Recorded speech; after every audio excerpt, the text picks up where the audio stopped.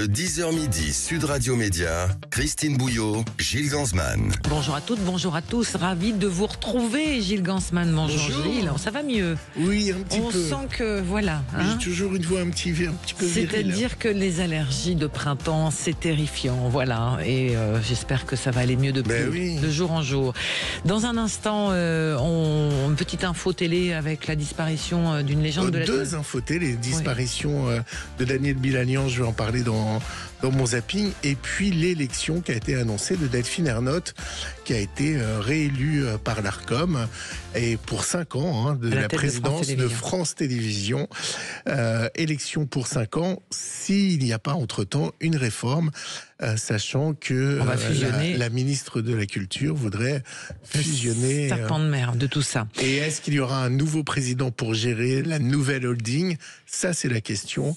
Mais pour l'instant, elle a été réélue pour 5 ans. Félicitations à Delphine Ernotte, qui va démarrer son mandat, son 3e mandat.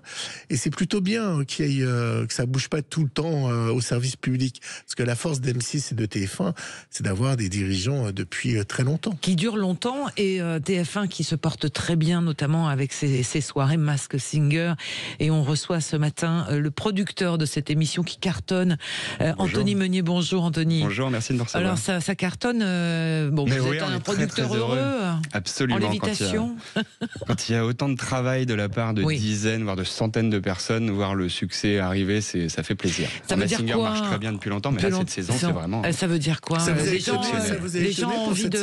Oui, j'avais même un peu peur, parce qu'on a été lancé sur le week-end du 1er mai, donc un pont, la deuxième émission sur le week-end du 8 mai, deuxième pont, avec un soleil de fou, et malgré ça, la première a cartonné avec 39% ménagères, et la deuxième a même progressé avec 41%, donc on est très très très content. Je posais la question, est-ce que ça veut dire que la société a besoin de se détendre?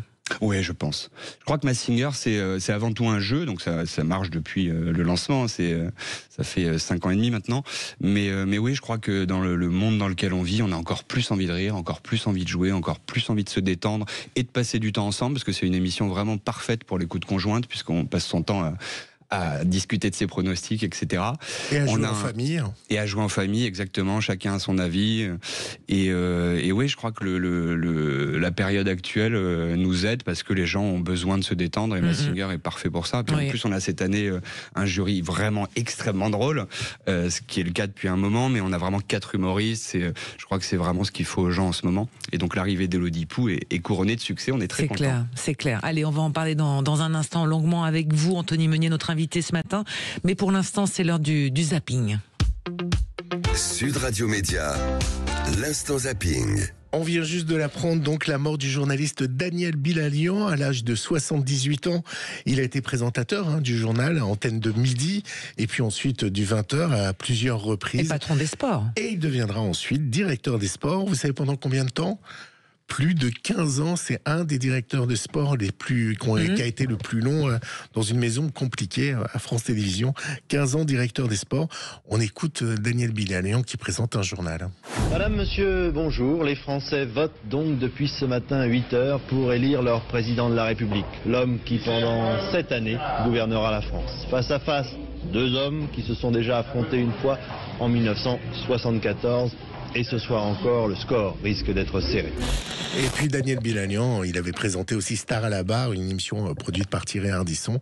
C'était une deuxième partie de soirée. Je pense qu'il y aura beaucoup d'hommages, donc je vous remettrai un extrait. Oui, et puis c'était effectivement une figure comme quand tous les présentateurs qui durent longtemps sur des journaux télévisés. Ça reste le rendez-vous. On en parlait. Les gens mangent avec ces présentateurs dignes des jeunes, et donc c'est des personnages qui marquent les esprits.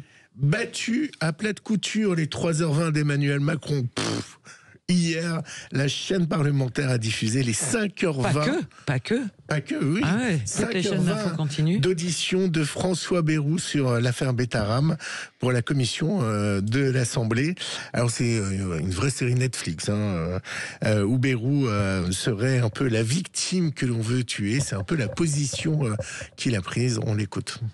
Les polémiques et les attaques, le choix de cette affaire comme arme politique, elle était indifférente aux victimes. Ce n'était pas les victimes qu'on voulait comprendre et accompagner et accueillir et accompagner. On voulait s'en servir comme d'une arme politique, dirigée contre le Premier ministre, le gouvernement, tout ce qu'on veut. Les victimes, personne ne s'en est occupé, si j'ose dire, pardon de le dire comme ça, sauf moi. Elles n'avaient jamais été, permettez-moi de dire ce que j'ai vécu. Les victimes, quand je les ai reçues, elles n'avaient jamais été reçues par personne. Et elles ne s'étaient jamais rencontrées entre elles.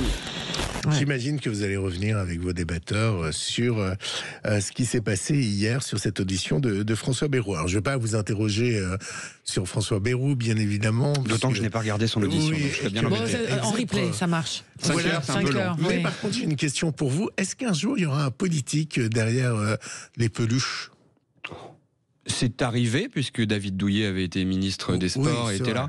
Je ne crois pas que ce soit le lieu idéal. On est là pour se détendre. Je crois que les politiques, aujourd'hui, on en entend déjà beaucoup parler. Mais ils ont assez de temps d'antenne comme ça. J'imagine que certains, oui, mais c'est pas vraiment une volonté qu'on a d'aller sur des purs politiques, en tout cas. Cette saison, il n'y a pas de politique. On ne cherche pas dans les politiques. Vous verrez. Voilà. Depuis hier, Anne-Elisabeth. Alors Anne-Elisabeth, en ce moment, elle se la coule douce. Lemoine. Anne-Elisabeth Lemoine se la coule douce sur la Croisette à Cannes. Et vous allez voir, il y a pas que le qui coule, il y a aussi le camembert qui était très coulant hier. Elle en a offert un à Eva Longoria. Vous aimez le camembert ? Ça sent très fort. Hein. Non, j'aime bien beaucoup. J'aime pas mal, je pense. J'aime bien mais j'aime bien à manger ici en France, mais j'aime bien que chaque région de France a sa propre identité. Et comme camembert, c'est in Brittany and the baguettes are everywhere. Normandie, ouais. Champagne, Bordeaux, et j'aime bien manger ici, et c'est travail perfect for me, pour moi.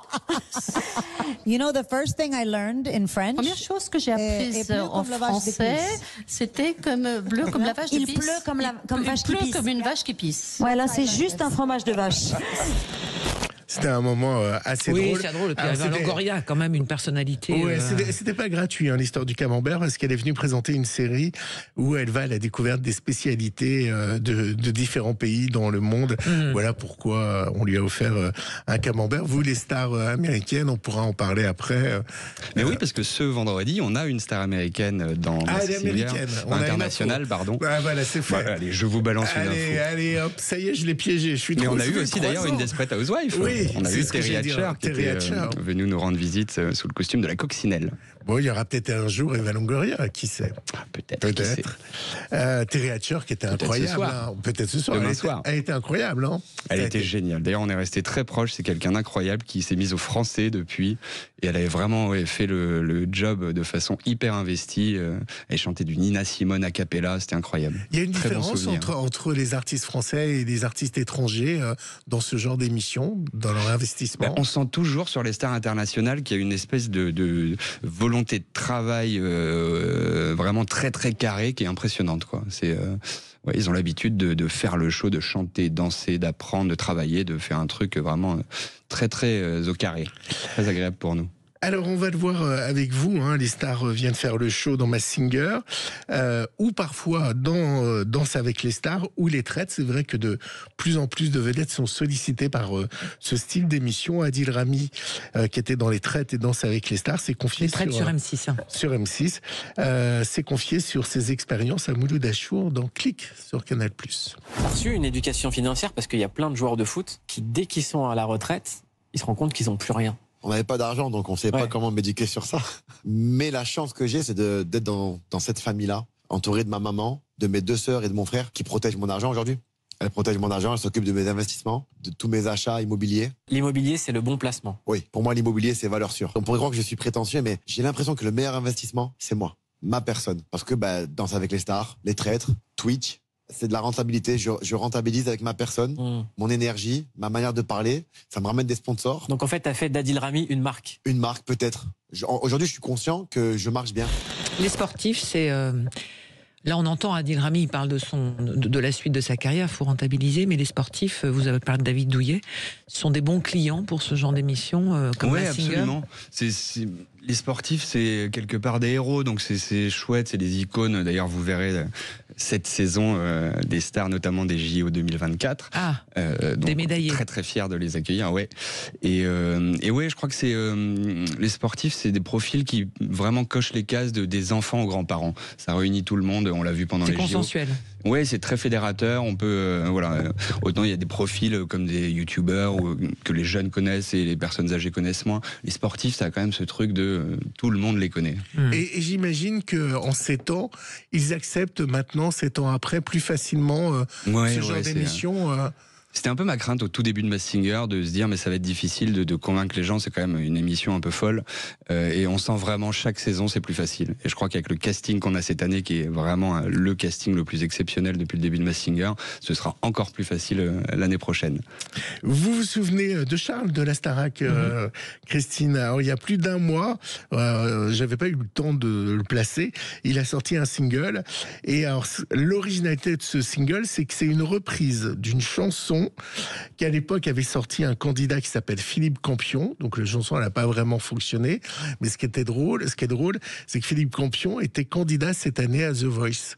Et il a repris une de ses chansons. Je crois avoir suivi jusqu'au bout. On écoute la chanson. Allez, on y va. Je pars mais je reste.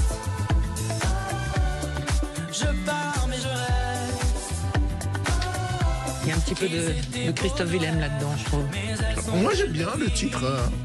C'est pas mal. Comment il s'appelle alors? Charles. C'était une chanson de Monsieur Campion. Exactement. Qu'il a repris. Vous avez tout suivi. Bravo. Génial. Bravo. Allez, on continue sur Sud Radio dans un instant. On parle des médias. On est en compagnie du producteur de Masked Singer. C'est demain, Masked Singer. C'est demain soir. Eh oui, pas loupé. Je termine. International. Anthony Meunier est avec nous. Allez, à tout de suite. Ça y est, j'y arrive. Le 10h midi, Sud Radio Média. Christine Bouillot, Gilles Gansman. Sud Radio Média, l'invité du jour.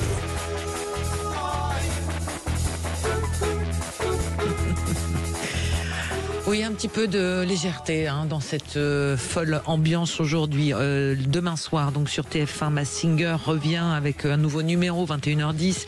C'est une nouvelle saison qui cartonne. On est avec son producteur Anthony Meunier.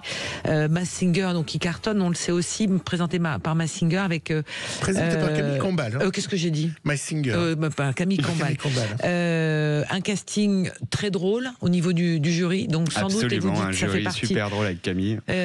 Après, comment vous arrivez à faire rentrer de nouveaux personnages déguisés? Comment vous brainstormez avant pour rajouter des nouveaux personnages, des nouveaux costumes? L'idée, c'est vraiment de renouveler le genre, en fait, à chaque fois. Oui, absolument, et de créer l'événement à chaque épisode, ce qui est le cas à partir de demain soir. Maintenant, chaque épisode, là, on a eu les 2 épisodes de lancement, et à partir de demain, chaque semaine, c'est une spéciale. Donc demain, c'est une spéciale été, où on a en plus la visite d'une star internationale, donc un nouveau costume. Et ça veut dire quoi, cette spéciale été? C'est que ça va veut dire qu'on va ne chanter que sur des tubes de l'été, que tout le monde va être en mode été, en stylisme, l'habillage de l'émission, le décor, tout change chaque semaine. En ce qui est génial. En tongue, Camille? Peut-être, vous verrez, ça commence sur des transats à siroter des cocktails. Voilà. Les magnéto-indices sont faits dans la thématique, donc là les personnages vont être à la plage, voilà. Et chaque semaine comme ça change. On a une spéciale comédie musicale, ensuite une spéciale années 90, une spéciale karaoké, une spéciale Harry Potter. On a carrément les objets du film, la voiture qui sont venus en plateau.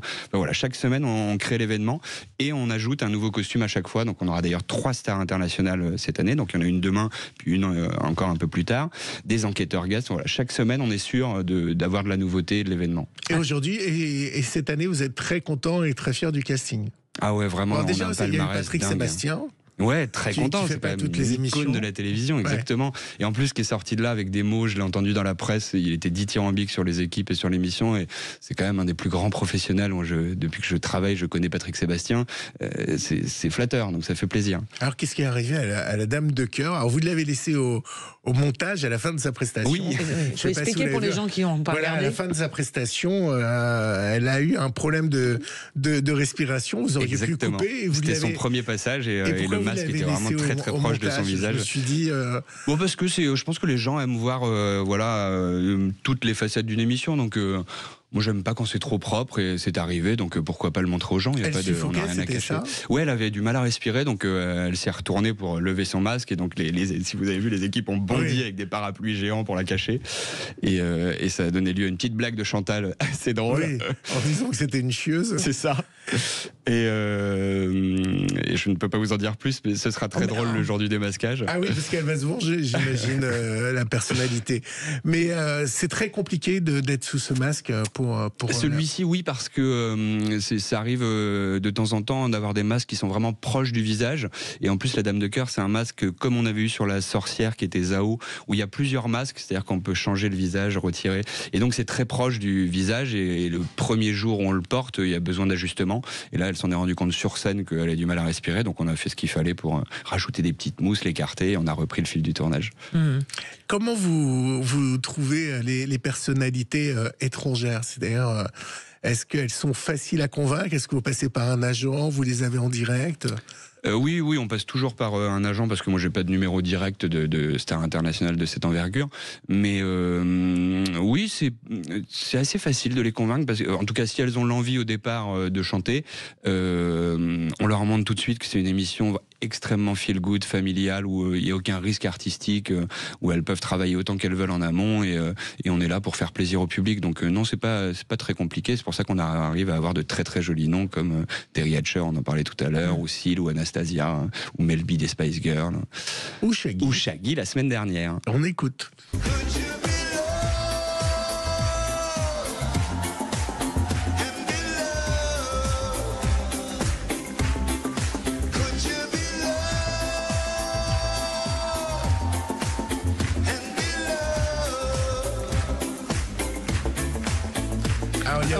Il faut aussi se rendre compte que pour ces artistes déguisés, il y a la prestance scénique, vocale. Pour eux, c'est un défi pour ceux qui ne sont pas forcément de la partie. Oui, c'est vraiment un exercice particulier parce qu'on ne se rend pas compte, mais sous un costume, tout doit être démultiplié. Pour qu'on sente une attitude, il faut vraiment exagérer parce qu'on est tellement engoncé dans un truc énorme. Parfois, Shaggy, c'était un peu plus proche du corps, donc c'était moins le cas. Mais quand on a des costumes très volumineux, il faut vraiment exagérer les mouvements pour que ce soit perceptible par le public. Parce que je mets au défi quiconque de se mettre dans des costumes comme ça. Là, on pense aux mascottes sur les terrains de sport qui haranguent la foule, etc. On sort de là. Ça demande bien, surtout quand on l'a jamais fait. Voilà. On se met pas souvent sous un costume comme ça, quoi. Non. Et alors, il y a quelqu'un parce que ce qui est bien, c'est que vous jouez avec les genres.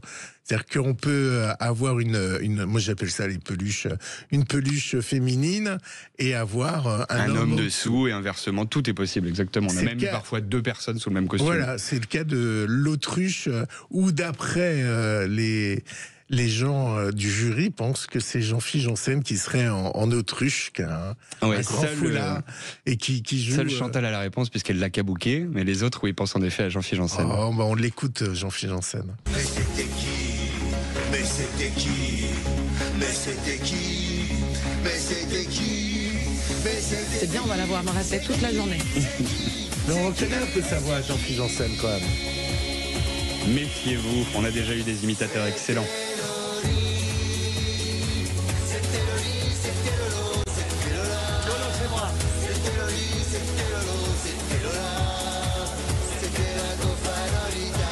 Il y a eu combien de costumes depuis la création il y a 7 ans? On est quasiment une centaine, je crois 96 de mémoire. Vous allez en faire quoi, un musée? Alors on les conserve absolument, on les réutilise très régulièrement, soit dans des émissions spéciales comme on l'a fait l'an dernier pour les fêtes de fin d'année, on avait fait un épisode spécial à Noël et on a fait revenir des costumes. On les utilise aussi beaucoup avec des associations, notamment d'enfants malades à l'hôpital pour aller leur rendre visite. Ah, génial. Ça leur fait des journées géniales sur cette saison. D'ailleurs, Kev était parrain d'une opération dans un hôpital à Rouen, je crois.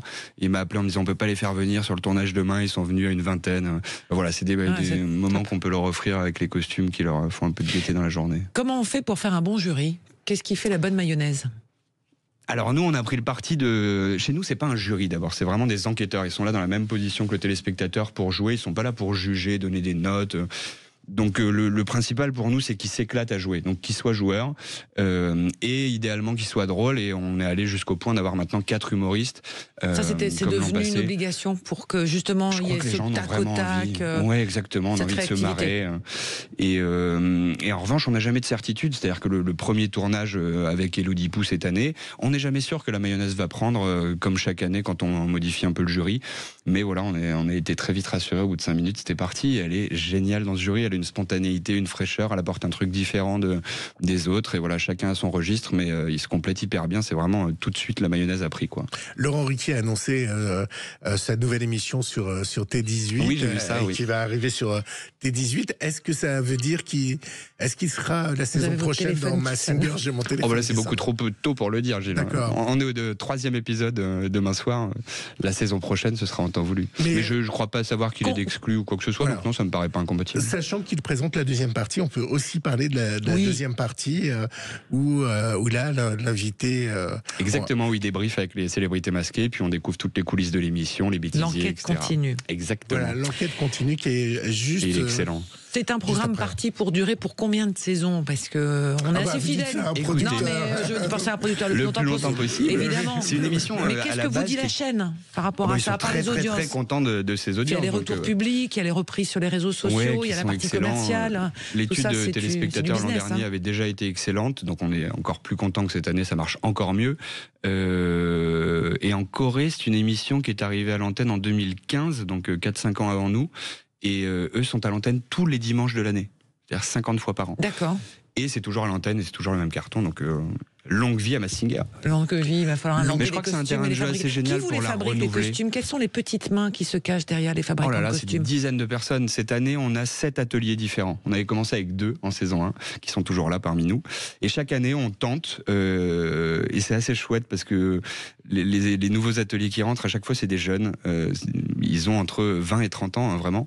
On en fait un, et puis si ça marche, ils reviennent. Et en fait, ils sont tous excellents. Cette année, vous verrez pas demain, mais la semaine prochaine, un costume de porcelaine, qui est un nouvel atelier qui a travaillé avec nous, qui a fait un travail mais incroyable. Tout est peint à la main, on dirait de la porcelaine.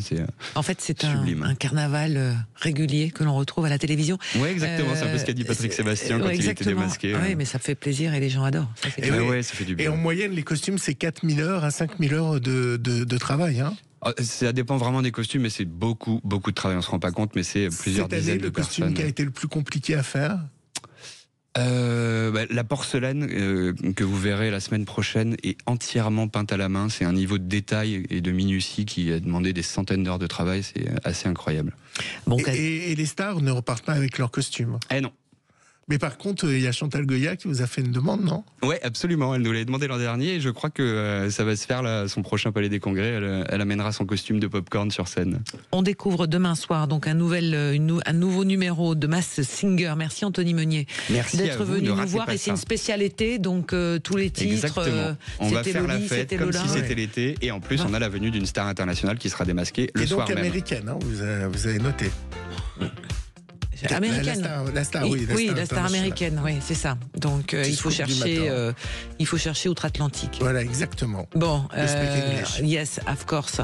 On va parler chansons dans un instant, si vous voulez bien. On va partir du côté de Bâle, en Suisse. Ah oui. On va prendre des nouvelles de Louane. Alors c'est. Mais oui, on y croit. On va gagner. Elle a des chances.